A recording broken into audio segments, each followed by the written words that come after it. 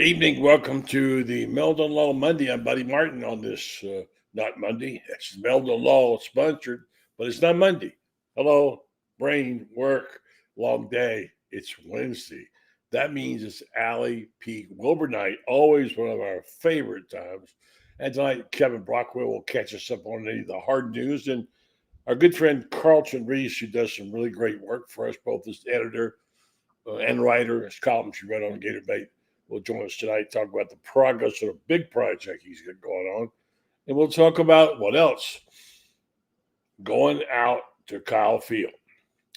I'm going to make a little bit of a comparison tonight between Florida Field and Kyle Field. Actually, Steve Spurrier, Florida Field. And I don't know a lot about it. I've never actually set foot in Kyle Field. But I know I read a lot about it. And you know how big it is.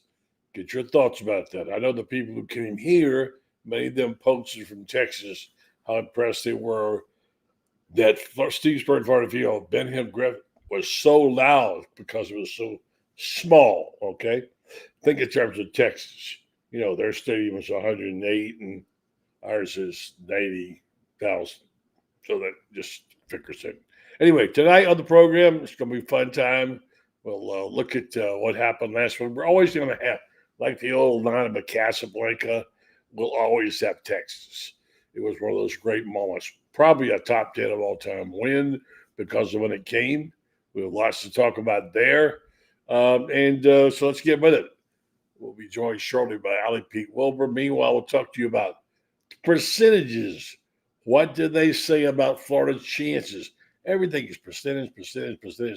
You know, anymore. It's all about percentages. Well, what did the percentages say about Florida after a huge win going out to Texas to take on the fifth-ranked undefeated Aggies? Well, we'll tell you about that. Plus a lot of other stuff on the program. So tell your friends and neighbors, the Buddy Martin Show. It's not Monday, it's Wednesday. Is on the air. Yes, it's time again for Buddy Martin. Call him up and tell him what you're thinking. But be kind because he's doing the best he can. Better, stronger, faster. Mama says that alligators are ornery because they got all them teeth but no toothbrush. Hey, what if the voice calls while you're gone? Take a message. Bye. You ready, champ? I'm ready for this my whole life. I'm incapable of small talk. But that's why you love me, right? Kind of intimidating to be in the presence of so many great athletes.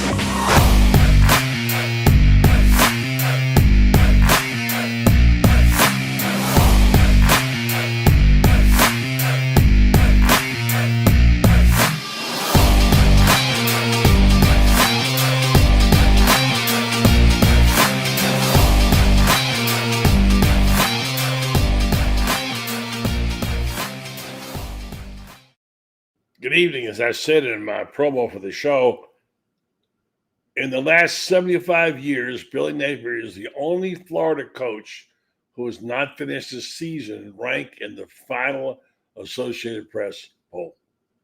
My question, is it too late to reverse this after such a terrific performance in the swamp?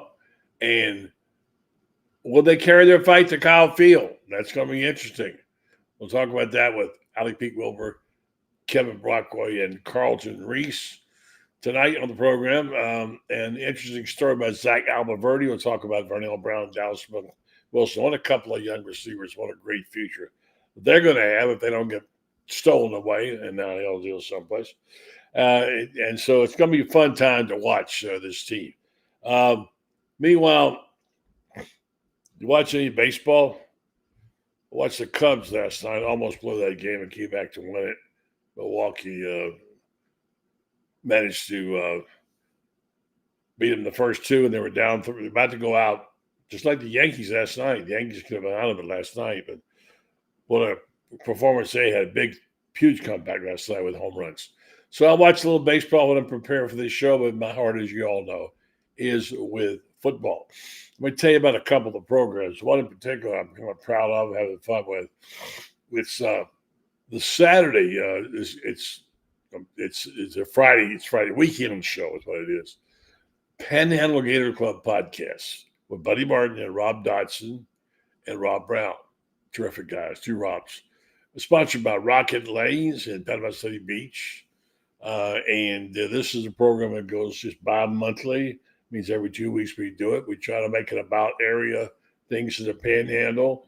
We have people on that sometimes you wouldn't normally have on. Maybe you and a high school coach or two. People who have Gator connections or connections to other schools up there. As you know, Auburn and Alabama and that school out west is everyone used to call it. They all have big influences, right? But there are a lot of Gators. And in fact, Jay Moody, the son-in-law of Steve Spurrier, I'm hopeful we're going to have him on the show on Friday. He and Amy, of course, and me, was the one who helped put together the idea for the restaurant. Steve Spurrier's grand. What a great job of doing there with that. So got an event coming up. I'll tell you about that too. So anyway, and then tomorrow you're going to meet one of our guys. I'm really proud to say just sort of happened this way. People in Gator country have a calling. They come here and they work and they give their best. Most of them don't get paid because we just haven't got the money. I don't make any, so if I had it, I'd be glad to pay it. But nonetheless, we do have people who like to write and take photography. I wrote about Chris Spears last week. Fantastic job he does of taking pictures. Now, a guy that Chris recommended to me about last year has been writing for us lately, and Eddie Gilly, who works through the Baptist Church here in Gainesville, has been writing regularly for us, and Eddie's been doing a fine job. He really has. I don't have his piece for this week, but he'll probably have it tonight or tomorrow. And we want to tell you about Eddie and have Eddie on tomorrow. So there you go.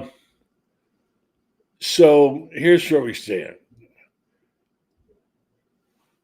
The people who make percentages say Florida has a 28% chance of beating Texas A&M. Does that sound about right to you? I don't know a lot about Texas A&M. I know who they've beaten. I know that they got a fine quarterback in Marcel Reed and, whatever. And their coaches quite well last year, and they're undefeated. Nonetheless, the question is 28%. What do you think? To me, I would lower those odds because you're coming off of a huge victory 2 weeks prior. And, of course, the fact is that let me get my computer plugged in before it goes out. The fact is that the odds are against you winning after a big win. It takes so much out of you, and so we want to put that fact in there. I'm going to ask you just let me take a quick break here because I've got to plug a computer in here someplace and make sure I get power. Anyway, let's do this. Let's take a quick break. Just hold there. Allie will be here shortly, and we'll see if we can get this computer thing figured out with the power, which is what we're going to do next.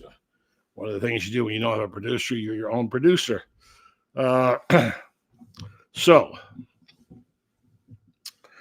give me your thoughts. I'm going to get back to the message boards here in just a moment and get your thoughts about this because, hold on 1 second. Sorry.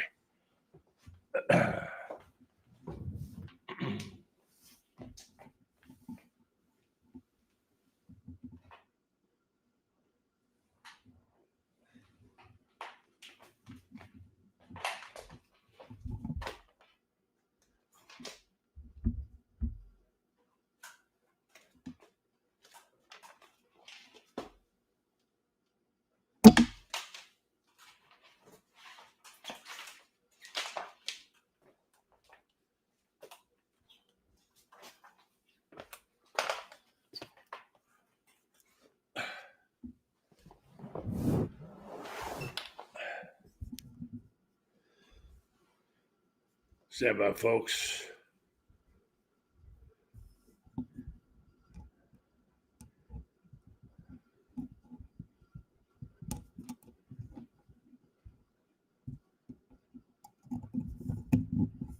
All right. Okay. Let's see. Hopefully we'll have Allie here in a minute, and I can go find the cord that charges this computer. which would be nice if I could do that. She should be joining us shortly. If I go blank, you'll know why, okay? All right. Let's do this and this. We can conserve a little power. All right, bear with me. All right, so back to the show we're working on tonight. As we know, it's a huge weekend. It's a huge game, and one in which Florida is going to be tested to the max. Can, in fact, DJ Brockway perform up to the same levels? That's the question a lot of people had for me today when I was out and about. Is this guy going to be able to play like this? I don't know. I really don't have a feel for this game. I had a pretty good feel for it prior to the last game. I had a good feeling about it. I thought maybe that this team might pull this upset, and said so. It's going to be interesting. Here's the injury report. As we say, we're hoping not going to. Let's go see if we can get Carlton right now. Carlton's here. Hello, Carlton. You're just in time. Hey, buddy. I'm about to go out of power here. You're just in time to rescue me. So I'm going to put you on. Let's see if you're prepared to talk about the initial report as injuries. We've got Trayon Webb, LJ McCray out, Aaron Gates, Duke Clark, Dejon Johnson, and Caleb Banks. And in questionable, Aiden Mizell, Muzz Tunkara, Jacoby Jackson, Devon Manuel, Roderick Kearney, Tony Odinson, and Joseph Machubachu. So we're talking about it's the odds say 28%. Given your investment analysis, good number, bad number, do you think this team is capable of pulling this thing off? It's going to be tough.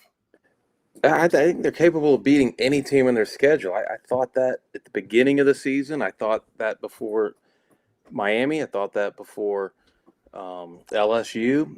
And I even thought it before Texas. We were just waiting for the evidence to kind of come through that proves that was a pretty good sentiment. Yeah. I'll say this, buddy. I think this game at Texas A&M is the toughest game on their schedule. I'm going to go ahead and bring Allie Peak Wilbur in with you. You guys can talk to her while I'm trying to get my act together. She just joined. Well, good. We get to bring an expert on then. So. She doesn't know what she's getting into tonight. So here's Allie Peak Wilbur. Evening to you, Allie. How you doing? I'm good. How are you guys doing? Well, I'm panicking at the moment. I'm not about to go out of power. So say hello to Carlton, and you guys bring down the game while I go do this, okay? All right. I think I'll let Allie do it mainly. I was just saying, Allie, that I think this is the toughest game on Florida's schedule up to now and even for the rest of the season. I don't know if you agree with that or not. So over the summer, I'm sure I said it on this show, I said it on my show, that I think I've always labeled this as a bellwether game. I think, Mike Elko's been in place less time than Billy Napier has been in place. They've recruited at a similar clip. They have several players we wanted or played for us. We have several that they wanted. I think it's a good measuring stick.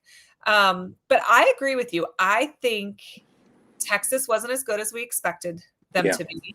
I think LSU's maybe not even as good as we thought that they could potentially 100%, I agree. And I think that Texas A&M may not be, our daddy's 8-4 Texas A&M team that we're used to seeing. Right. Join the SEC. And I do think if Florida can beat them, there's not a game left on the schedule that doesn't look winnable.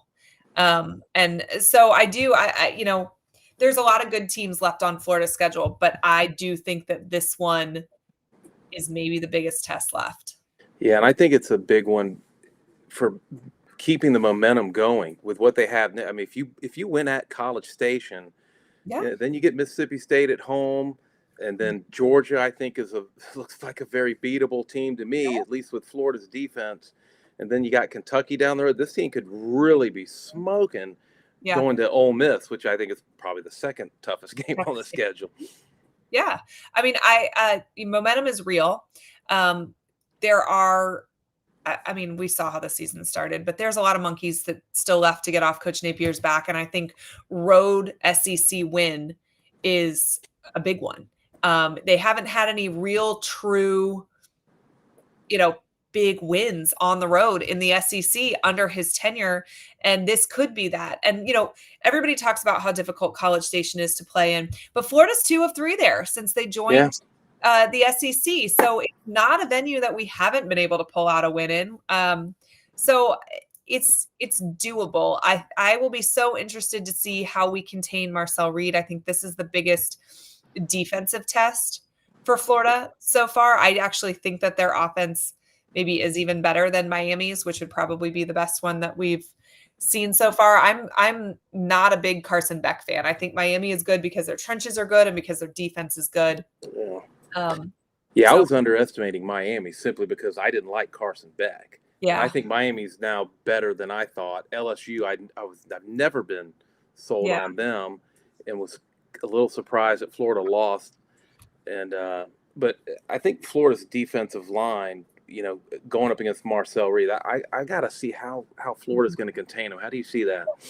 I think Florida has not done a great job outside of the Texas game, getting sacks, getting pressure, and they really turned it around with a hobbled defensive line, truly, against Texas. And I felt like that was impressive, but I'm also, was it that Texas's offensive line is that bad, or did Florida figure something out defensively that they hadn't figured out prior to? I mean, this defense has been good, but they haven't been good in the sacks category.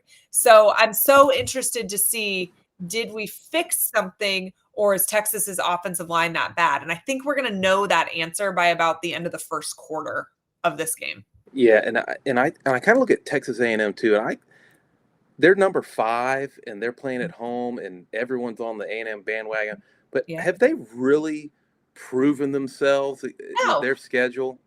No, not yet. No, and they've given up a ton of points outside of the last 2 games. I mean, what did they give up? 40 to Notre Dame? I'm not overly Would have been 41 in overtime had a guy made an extra point. Yeah. So I mean, I don't know. I am not sold on their offense, but I'm really sold on their defense. So I think it's strength on strength in that department. I expect it to be low scoring. One of the things that Texas A&M has been able to do is every once in a while hit an explosive play. And that I could see in a matchup that I really do view as being so low scoring, explosive plays could be the difference. Yeah, and Texas had them against Florida too. Oh yeah, they just didn't catch them. I mean, which makes me concerned for this game too, because if you go back and you watch the film, there were many opportunities where our DBs were beat and arched off the mark. So Marcel, a lot of that had to do with the pressure though too. It did. And I don't think that Marcel Reed is like some, quarterback savant through the air. I think he is better with his feet, but he's capable of hitting the big play every once in a while. So if that happens, that could be a problem. Yeah, if no one's convinced about Marcel Reed, then they weren't at the Swamp last year. When truly, I thought that was like his Heisman campaign starting. Oh, it was unbelievable. That game. He was great. Buddy, you got power there now, or? I hope so. I don't know. What's what happens when you change studios and you move from Ocala here and you look all your gear, it's all the floor, and you got cords and wires and whatever. But I'm here. Glad to be with you two guys. You're having a good conversation. Don't let me stop it. I want to get to some point. I guess I'd call it waxing poetic a little bit. And Carlton, I told you about this. If you really dig down deep and think about what happened at the game and about how the stadium and the fans played such a huge role in this win, as I wrote, Billy Napier should write a handwritten thank you note to the extra 80,000 fans who cheered his Gators on there and got them to a point where in late in the game it caused so much chaos for Texas A&M that Manning couldn't get a playoff. They had all those illegal motion penalties, etc. And and when you start looking at the comments that the other people from Texas made, and I read some, got a couple in here, is that they seem kind of surprised. Mm-hmm. And I think I know why, and I'm going to try to explain this as I did the other night, that in Texas, it's all about how big you are. Everything is size. Everything big, big, big. Well, Kyle Field holds what, Allie? 108,000? What is it? Yeah. And Florida has a measly 90, right? Yeah. So somebody made a comment, and he was being very complimentary to Florida and the Gators as a Swamp, etc., and said, you could drop the Swamp or the Gator, Benton Hill Griffin in the middle of Kyle Field. Yeah. Because it's that big out there. And they seem a little stunned. And I thought to myself, what is it that we know the basics? Yeah. But if you want to get scientific and a little bit philosophical about what it is, the metaphysical and the physical, it's more than just one or two things. Because physically it is in a whole, and you have the sound that rises up. It doesn't bounce off of mountains and canyons. It's right there hovering. You're on top of it. We all know this. The heat is unbearable. The noise is really loud. And Gator fans feel almost an obligation, as I call it, to get a congregational will. Yeah. Just say together, let's make this happen. And they feel like they can do that, I believe. That's one way of looking at it. I don't know enough about Kyle Field. You guys comment on that. Carlton, you go first there. Well, I think there is a physical element to it, buddy. And that's how that stadium is built. You mentioned how it is below ground, and it's very steep, too. I think when you look at Cameron Indoor Stadium, why is that such a tough place to play? Or even the old Alligator Alley, you remember Florida played? The fans were right up on the court, and it's very intimidating. It's very uncomfortable for the players. And I think the Swamp has a little bit of that, too. You got that brick wall right around the field. There's no track around the field. It's a brick wall with a hedge on two sides of it. And the fans are right there. The fans are right behind the visitors' bench. Well, they now put the visitor fans there, too, but it used to be where the Florida students were right behind them. But that didn't work out too well. And I think those things really contribute to kind of the mystique for the Swamp and just how it's constructed. You can sit on road 98 at the Swamp, and you're closer to the field than you are on row 40 at a lot of other stadiums. Yep. I think somebody told me in the stands on Saturday that we are the closest from the first row to the field of any stadium in the country.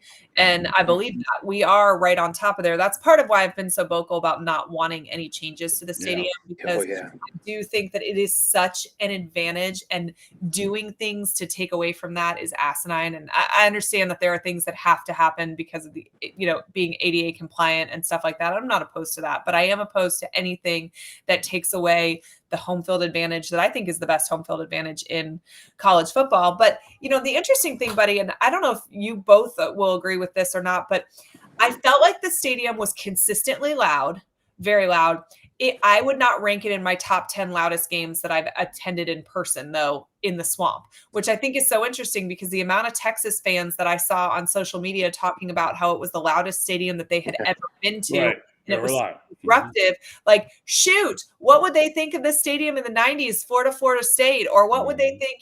I think about the South Carolina game where Jarvis Moss blocked a kick. Like, there's so many times I can think of that. Even LSU in 2018.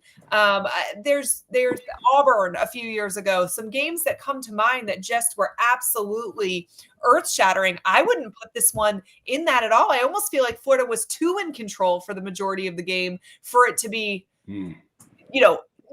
that extra layer of. It was incredibly loud. It was incredibly intense, but it was not the loudest that stadium gets, which is pretty cool. I think the vibe was great, though. It was. The vibe was one of the great top 10s of all time, and I've seen a lot of games there. It's a desperation vibe. Well, and that's what Florida football is. That is what Florida football has always been. Is desperation. And I said this before the game last week. Is that the title of your next book, buddy? Could be. I said we talked about it last week a great deal at length, and I said we've seen this movie and read this book, even written this book. This is how it is in Florida. It's the way it's always been. I go back to some classic moments like when really Richmond should have beaten Ray Graves' team in 1963, whatever that was. And they didn't. They got out of it alive. And then that night, that after the game, post-game, I was sitting next to Ray, and he says, we have absolutely no chance whatsoever against Alabama next week in Tuscaloosa. None, zero. And, of course, they beat them in Tuscaloosa. I don't know. There's Newton's Law or whatever it is, but just when you count them out, think they're dead in the water. And it seems like this team with Billy has even more of a quality about this desperation. He's been fired once already, and now he's about to go through the second dead man walking, and I don't count anything out now. Do I think there'll be Texas A&M? No, I don't. But I've been. Spurrier said on his podcast today, he reminded him of himself when he was at Duke struggling, and they were 1-3, and they played Clemson. Well, that's a very kind comparison by the old ball coach. But think about it. He says, had I not beaten Clemson, I would never have gotten the job in Florida. They won the rest of the games, and they won the ACC. Now, you talk about winning an ACC at Duke. Are you kidding me? So there's a certain element there, which makes it's like watching two trains collide. You can't look away. You got to watch it from that standpoint. I don't know what to expect out of this team. I'm not really sure what this team is yet. I just know in terms of enjoying a game and watching a game. And by the way, we are voyeurs. We do watch, we do report, we do write. Carlton had a fine column right after the game on Saturday. Alex had a couple of good podcasts because there is some element to it. As I said, the congregational will of the people, the way the team played, we thought we saw the DJ Lagway before, and now here he showed up. And then you get a kid named Wilson. Oh, my word. That was an amazing performance, and particularly the one where he went down the sideline. He was just out-of-body experience. It was one of you talk about a offensive skill player, freshman, first start. Like I said in my column, it reminded me when I was there in the stadium when Emmitt Smith tore off 224 in his first start. Yeah. And that was in Birmingham. It wasn't in Tuscaloosa. It was in Birmingham.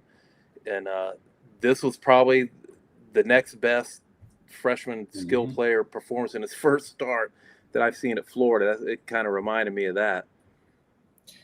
Yeah, I mean, he was incredible, and he looks like a grown man out there. He just physically is so imposing, and it reminds me of some of the wide receivers we had in the past. Like that was like a wide receiver from the Spurrier era, just big-bodied, physical. He was unstoppable. I'll be interested to see how teams scheme for him moving forward now that there's some film. And each week it'll get slightly harder for him to do these things because there will be more and more tape on him. But I do think he's such a special talent that he's going to get his regardless. But this team looked different. When I watched Alabama, Georgia a couple weeks ago, I said to Eric, I was like, man, I miss big boy football. Like this is two good teams just going at it. And I did feel like I saw glimpses of that on Saturday, and I hadn't previous to that during this season, truly. And Florida looked like they had the ability to be dominant. That defense was so aggressive. We took some chances on offense. We were patient running the ball. All the things that we all scream at our screen or in the stands, every single week of this season, we saw some of those things come to fruition. And I think this team has the ability to win several more this season. I'm interested to see what happens at Texas A&M. I just keep wanting to know why it always takes 4 games into the season. That was my column Saturday, and some people thought it's just negative Nelly, but why? I mean, where was this earlier against Miami and LSU? Why do we have to wait till now? Why do they have to be backed in a corner to play their best football? I mean, you get 12 times a year in the regular season to show up and play. That's not much. Go ahead and do it. The thing that I think is extra interesting about it is it generally happens after a bye week that they get it together and they come out and they look different. But if you were able to turn around in that short of window of time, what are you doing or saying in that bye week that you aren't already doing or saying the rest of the season? And why aren't you? That, take whatever you did in that little tiny window and replicate that the entire offseason, because that's what's missing. But it's they could win out and make the playoffs at 9-3. They might even be able to lose a game with that schedule. If they lost a game and went 8-4, they'd be talked about. They'd be talked about. It depends on how the rest of the schedule, shakes out and stuff. But I think So your best case scenario, they were on the table, right? And they finished 9-3. I'm in no way predicting that this happens. I'm just saying theoretically, that's your best case scenario here. All right, you heard it. She said it right here, 9-3. That's what she said. As Gator fans, at what point is the roller coaster too much? Or are we okay? Yeah. Like, listen, like, okay, if we take 3 losses at the beginning of the season, but we're going to make the playoffs, so it's totally worth it. I mean, and maybe it is. I don't know. But it is such a, like, I'm losing years off my life. It is hard. I think it's a lot of what you're hearing. We're going to bring Kevin Brockway in a minute. From people, you say, well, Billy's play calling. Well, this, well, that. I think fans just want to have a win and enjoy it and stop having so much angst every weekend. Yeah. And, and that's Shane and I have talked about this a lot the last year and a half. And he's to the point too, where he just wants to let it happen and see what it is. Enjoy the things that are good, and the ones that aren't, you can bitch about it. But I think it's just something here in Gator fans like, okay, this one was a bonus I didn't expect, but you made up for some of what you messed up on, but you haven't yet. But when something good happens and they win, find reasons to be happy, because everybody's unhappy at a loss. If Florida had beaten USF, I don't think the fact that they lost to Miami. If they beat USF, they'd have been right where most people thought they were. Right, and I thought they might knock off Miami or LSU too. They could keep those LSU and Miami losses. If they just didn't beat USF at home, we'd be having a totally different conversation. Yeah. But if this was the first time that this had happened, we'd say, oh, wow, this is great. We got surprised by this victory. Now maybe we'll get on a roll. But we've seen it all the time in this era. They go out and they beat Utah with hey, this is a better team. And then they lay an egg against Kentucky.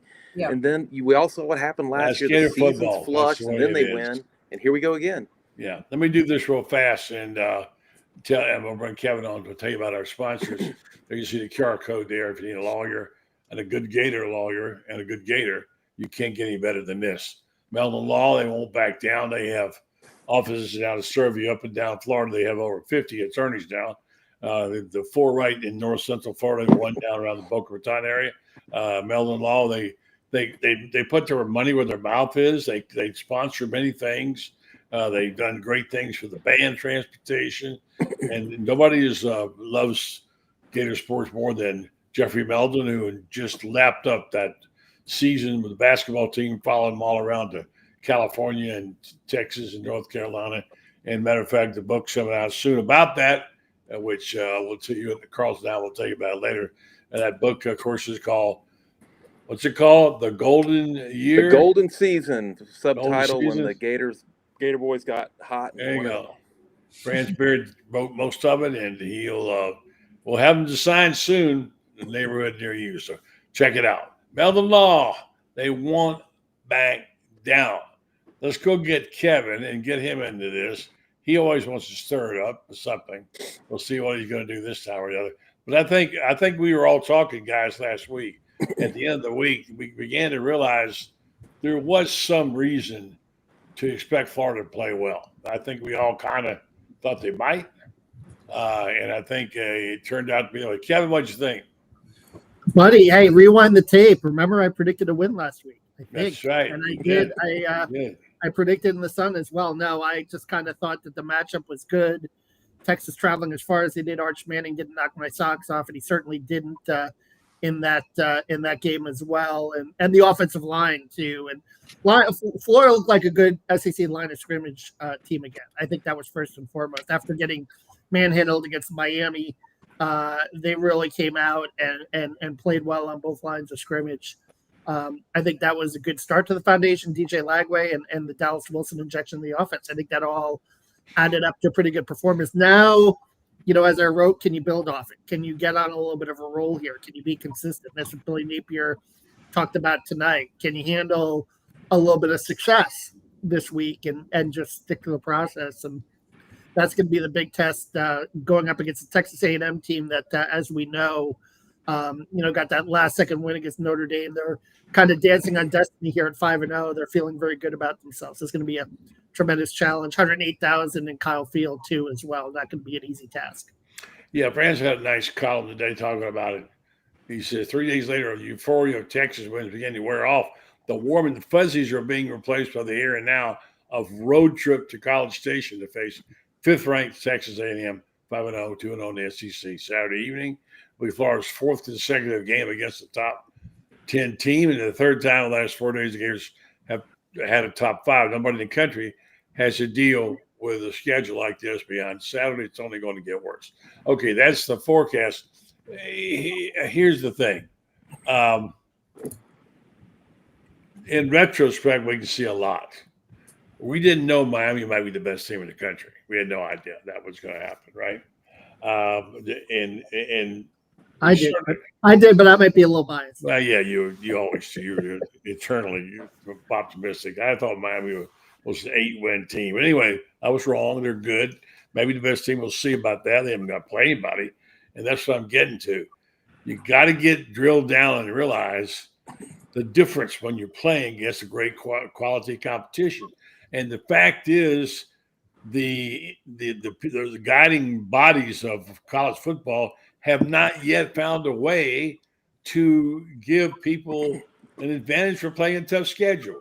I mean, you might as well play a bunch of passes. Now you can't. You're saying Miami hasn't played a tough schedule with Florida and Notre Dame and USF that beat Florida? You're saying that? I don't think Miami's rest of the schedule is even big league football. And Florida State, who happened to beat Alabama, who's one of the SEC's darlings. That's not what I said, Kevin. It's not 1 or 2 games. Okay. It's every friggin' Saturday. Okay, having to tee it up against a team that could beat your brains out.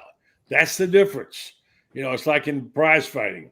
When you keep fighting the great fighters, you can't keep fighting the fight. Eventually, that residual impact will take you down.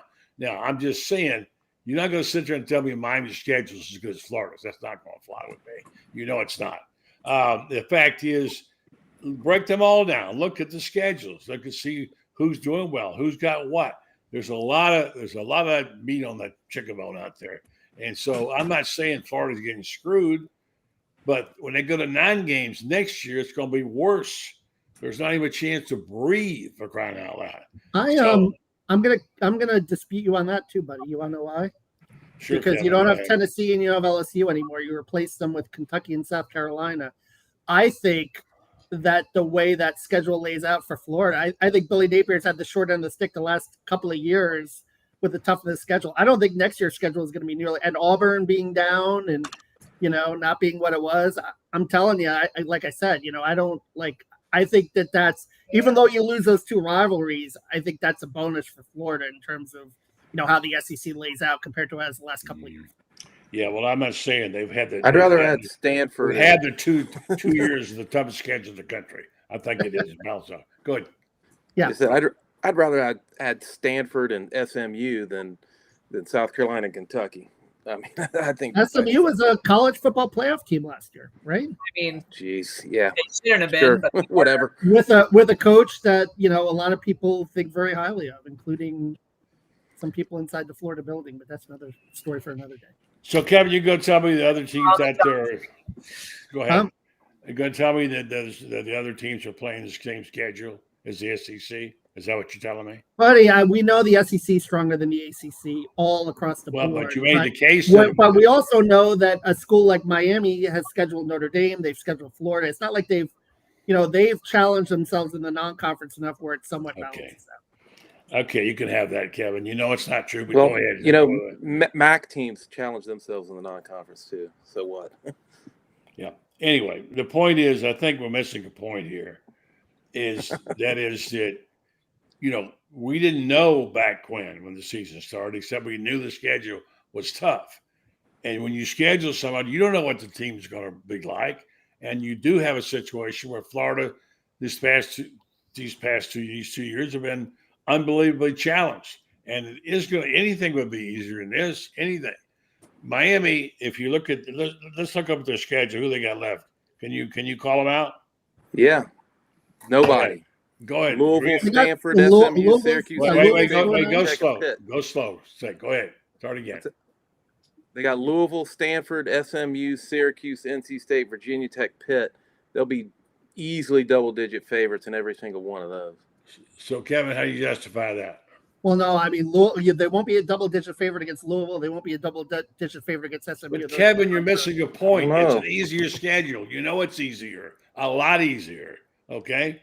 Would you rather go play Texas A&M out there? Would you rather play LSU? Would you rather play Georgia? I mean, come on, man. It's not even close. I'm telling you, Louisville is a good offensive team. Okay. Jeff Brom, Okay, yeah. a very well-coached offensive team. Buddy. They're a great schedule. It's a great team. I pass. Jeffers terrible, but they just got a $50 million donation from It's not Miami's fault. We're going to get No one's better. saying it's their We're going to get fault. better soon, right? I think the devil's advocate is Miami doesn't.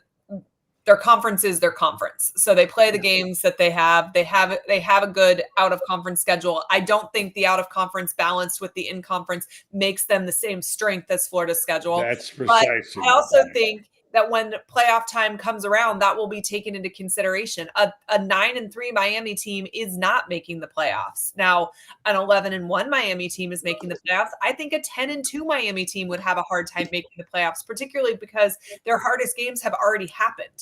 So, but I mean, they play who's in their conference, and they schedule out of conference well. So I don't know that there's anything. Let's look at some of the ACC, SEC head-to-heads. Let's look at Miami, Florida. Let's look at Florida State, Alabama. Okay, look at them. Because I had no idea you were a Miami fan. We've been doing this for all these years, and I never even knew. I learned something new every day. I'm a Miami grad, but I mean that's not. I'm not going to get into this. Let's get back to Florida here and the state of the Gators, because that's what the focus should be, and the fact that Miami beat them twice by a combined score of 76 to that's immaterial, buddy, right?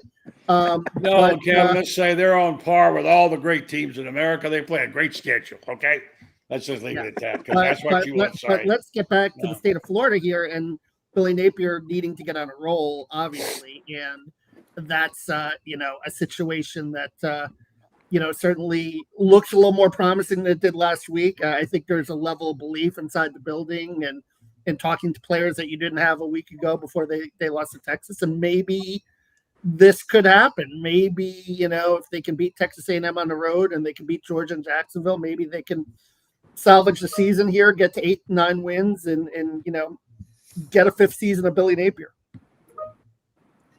Yeah. A lot of people reacting to your comments. So I will say that it's become interesting again.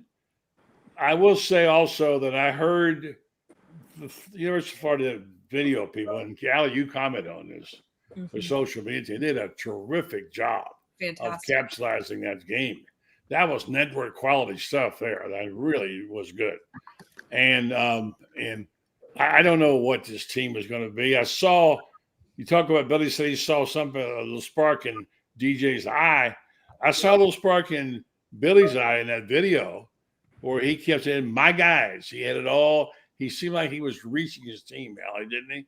Yeah, that's one of the things he does best. He's done, if you look back in the last 4 years, 3.5 years, he has the uncanny ability to get these guys to believe when everybody else has closed the door on them. And I do think that that's admirable. Will it be enough to turn things around again? I mean, he was already left for dead last year, and they figured out a way to kind of pull off a miracle towards the end of the season, and he saved his job, and here we are. And they're going to have to do the same thing again if they want him to get a fifth year. But, out of all of Napier's faults, you will never hear me say that he doesn't have full buy-in and belief from the locker room, because he absolutely does. The last week's moment of truth came down because it was so negative during the week about how badly they wanted Billy to quit or wanted Billy to stop calling plays or whatever. It got really negative last week. And when DJ had a practice and practiced well, and he said, and Billy said he had a sparkle in his eye, we almost didn't believe him. Mm-hmm. We all said, "Oh yeah, right, right." But he pretty well knew his team, and he had it pegged right, and they responded to him. Now, what does that mean? I don't know. I just know that when a team responds to his coach, that's a good sign. Yeah. And the defense, my word, what was it, 35 hurries? Mm-hmm. That was remarkable, didn't you think, Kevin? Their defense. Yeah, no question. I mean, I think that's, and you got to give them credit too with all the injuries on the defensive line. You're getting some new guys stepping up. I mean, Burrow came back; he played very well. Brian Taylor Jr. has been a nice find. I mean, he had a sack and a half in that game. We talked to Burrow tonight, and he's a very sharp guy. Very dedicated, and a guy that wants to get better. I think that's what's interesting about him. And coaches have really praised his football IQ.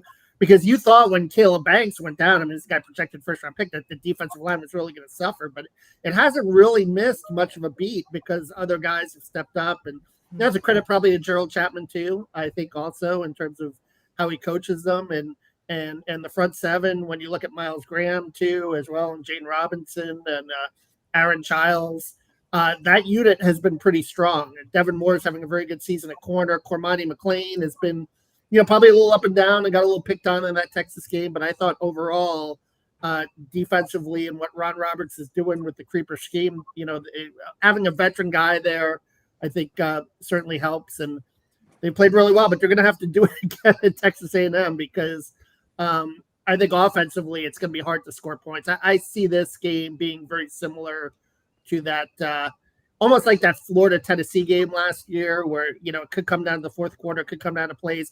I think the one thing that was disappointing, Buddy, in that Texas game was how they closed it. DJ's interception in the fourth quarter, not being able to really, bleed clock. The Austin Barber situation, which was kind of kooky, and you didn't realize that rule existed where the helmet comes off the clock. But, that really could have cost them. But, the defense, to its credit, closed out the game. Unlike the USF game, they got sacks, they made it hard for Arch. But you would like to see, if they're in that situation in the fourth quarter again, to run much better formatted offense. I think that's something that definitely needs to be worked on. Okay. Allie? I mean, I think that's something they've needed to work on for the last 3.5 years, that closing out games. Napier has a tendency to get conservative when things are going well for Florida. And I think back, remember when Ron Zook was the head coach and we would go into prevent defense, and you guys all started writing about how prevent defense prevents wins. And I think about that, but from the flip side of offense with Coach Napier, he gets so conservative that there's no reason for a game where we dominated from opening kickoff for the last 3 minutes of it for it to feel up in the air. There was never a point in time where that game felt close, except for when we let them in the very end. There just is there's not a killer instinct. There's not a okay, I'm going to step on their throat to make sure they're really dead kind of attitude. And you need that from your head coach. And I'm still not seeing that. I will say this, Allie, I think that interception kind of spooked him. When DJ threw the pick with about 6 minutes to go, I think that kind of spooked him and he went into a shell again because of that. If DJ doesn't throw that pick, maybe they try to go for the jugular a little more, but I do think that situation kind of spooked him. But, and listen, Jaden Ball was probably pretty tired at the end of that game. He had 27 carries. So, he was kind of running on fumes, and he didn't have a backup running back because Duke Clark was hurt, but yeah. Credit to them for being patient and sticking with the running game, because that's something we've been calling for them to do in other games this season, and they really haven't. And maybe that was kind of out of necessity as opposed to out of by design, because we saw Lagway went into the injury tent at one point. He definitely seemed hobbled. For some reason, he seems to play better hobbled. And I almost wonder if it removes that element of, should I run? Should I pass? Should I this? Should I that? It removes, okay, well, I know I'm not physically capable of doing X, Y, Z. So I need to do A, B, C because my leg isn't working right now, or, whatever. I almost feel like it simplifies what he's doing for him and he plays better that way. But something I looked at today that I found really interesting. Have you guys looked at the injury list for Florida versus Texas A&M? I just looked at it just now. Yeah. We have, I want to say, you'll have to tell me the exact number. It's not in front of me anymore. 5 and 7. Okay. So think about that. And Texas A&M has 2 guys, right. 1 out, 1 questionable. Right. Why is it that our injury report is always 2 to 3 times longer than our opponent? You can make it any way you want to, because if you think they got to hit you and get along, you can put them on the list. It's just interesting that ours is always so much longer. And it's usually not we're putting somebody on there because they have a skin knee. They're serious injuries. This is the first week, Allie, where they've done questionable. The last couple of weeks, they've only done out, and they've done it. But I guess, Jacoby Jackson being questionable, if you're an optimist, that's, Duke Clark being out is a negative, but the running back room right now is a little banged up. And, maybe you see KD Daniels, the redshirt freshman from Mississippi in this What's game. the deal with KD Daniels? Why is he not playing now? I don't understand. Well, because Duke Clark beat him out in the depth chart. But Duke Clark got hurt. Duke looked pretty Yeah, good. he got hurt. He got hurt, and he didn't put him in. I mean, Duke was just balling. Yeah. Why? Yeah, no, I think you had to stick with Ball, and plus KD was maybe a little cold in that situation. But I think, buddy, if Duke and I think they'll go to KD, as the backup. Right? If both Jacoby and Duke can't go, because Billy was talking about him, said he's been productive in practice, and they won't hesitate to go to him if they're going to need him in this. Is Jelani back? Is Coach back? Jabbar Jaluk, you mean? Yeah, Jabbar. One more game. This is the last one. Yeah, all right. Miami, obviously Texas and Texas A&M, third game of the 3 game suspension. But he's coaching them during the week. Yeah. All right, here we go. We've got about a minute and a half apiece to do this. What are we saying on coaches? Where do we go from here? My own record is saying they should give him the Ronza contract. Just let him stay because they haven't got anybody to be the interim. And they're going to have to pay him anyway. So let him coach the year out. And if you want to fire him, then fine. And then because the guy you want, their teams are all in playoffs. Anyway, that's my thought. Who wants to go next? What's yours? Do you think he would agree to that? I wonder. Because if he's fired, he's fired. Right now? I mean. But would that was like 10 or 20 years ago. Doesn't matter. He has a chance to coach his team. I don't know if today's coaches that flies though. I think Billy would be too prideful. Okay. He would I think he would. I disagree with that assessment. I think right. If you let him go, I think what's your answer? And they'll have to go. Then what is your answer? I think he's bought himself certainly more time. No, what is your answer though to what's going to happen? No, I think he's bought himself some more time. But if they're 4-6, I don't want hypotheticals. I want you to tell me what to do. I think you let him coach until it becomes toxic. I think you're exactly right. I don't think you need to do anything right now. I think you're exactly right. You get to a point where it's more toxic than positive in the locker room, regardless of outcome. That's when you let him go. And the reality is, hopefully they win 6 games and everything stays at least copacetic through the end of the season, and you can let him go. Then there is that new rule change that was just announced by the NCAA that now the transfer portal changes. So now they get 15 days once their coach is hired, not starting when their previous coach is fired, which I do think is an interesting situation for Florida. Because then at least you retain your roster through the year. And they get paid at the end. They get paid first, and so they're going to pay them. So I mean, I don't know. I think you let him coach until it's detrimental to your locker. I like that, Carlton. What do you think? Yeah, I've never been one who likes to just fire a coach mid-season unless it's something ridiculous. Even Coach Mack, I wasn't calling for him firing until he started saying all that nonsense about death threats and all that. Then it's get rid of this guy. So it kind of took something. Well, it wasn't halfway through the season. It was like 2/3 of the way through the season. It was already season was almost gone. Yeah, I think whether you fire him or not, if it gets to that point where everybody kind of knows it's a foregone conclusion.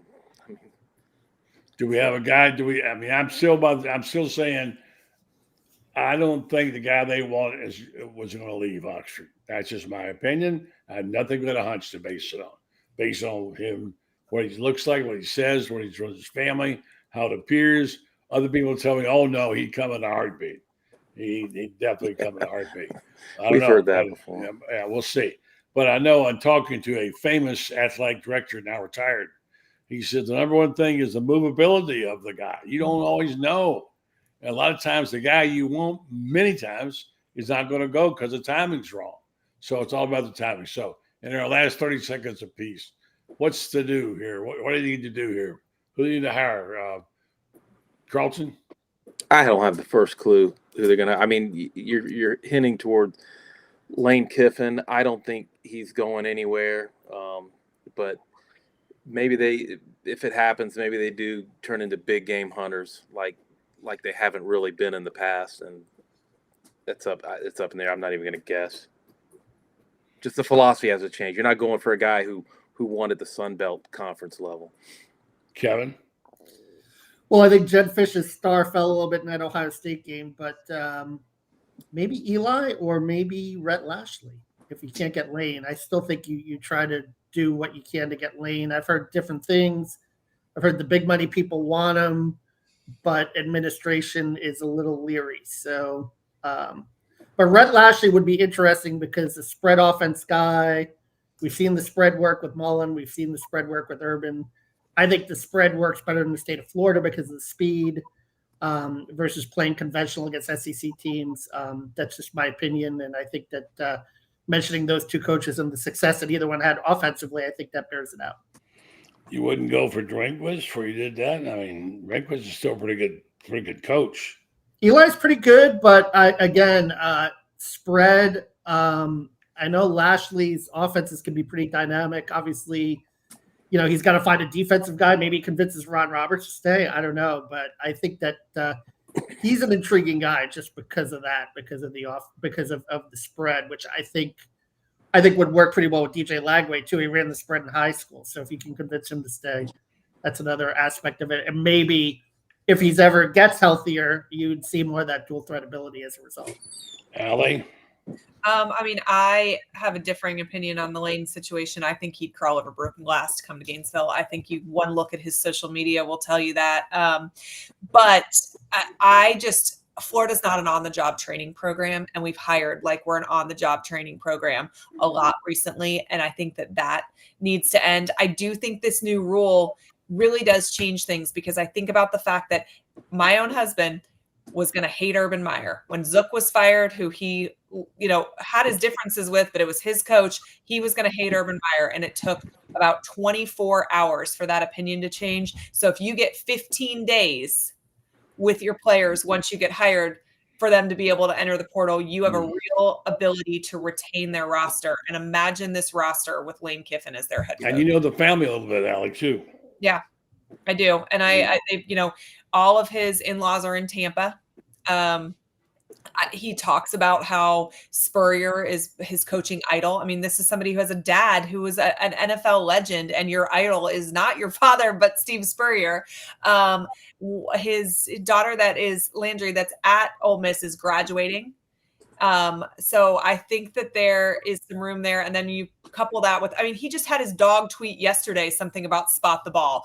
He's tweeted that no less than 5 times in the last week. He knows it's a Billy Napier thing. He's put out stuff about how the timing wasn't right the last time, but now, the stars are aligning for timing to be right in his life this time. He's messing with Gator fans with 1,000% certainty. All right. Look, messing with agents too. This is a lot of leverage involved in this. My question is, what if he's involved in the college football playoff? Do you wait for him? Yeah, that's the problem. It's hard. That's why you need to keep somebody. But then you beat him to keep him out, and then try and hire the coach that our numbskull has been able to beat twice. It's too hard for me to figure out right now. All right, Allie, I'll bet you a steak he didn't come. It's burgers, okay? All right, let's do it. Right. Hey, great job, guys. Thanks. I've got to give you 30 seconds to pump the book out there, Carlton, real fast. Franz Beer, we're going to put him on a book signing schedule, mainly in Ocala and Gainesville, but we're going to do a pre-sale. If you go to the Golden Season Book at gmail.com, send an email. You want it, and we'll tell you what to do. There it is, the Golden Season. You all know all about it. Kevin covered it. Guys, great job. Appreciate it very much. All right? All right, thank you, guys. All right, thank you. All right, folks, we'll wrap up the show. We'll go out on this note right here. Tell our fans, friends, and neighbors we appreciate it. Well, I hope keep that on the screen. I'm going to tell you about Titan MRI and Imaging. It's 3 locations to serve you, 2 in Gainesville, Willis Park Avenue location, now Nottingham Center, and 1 in Lake City, serving all of Columbia County and Valdosta, Georgia. Titan MRI and Imaging offers the same great customer service as always. They accept insurance, or you can go through their convenient self-pay program options. They offer MRIs, CAT scans, X-rays, and ultrasounds.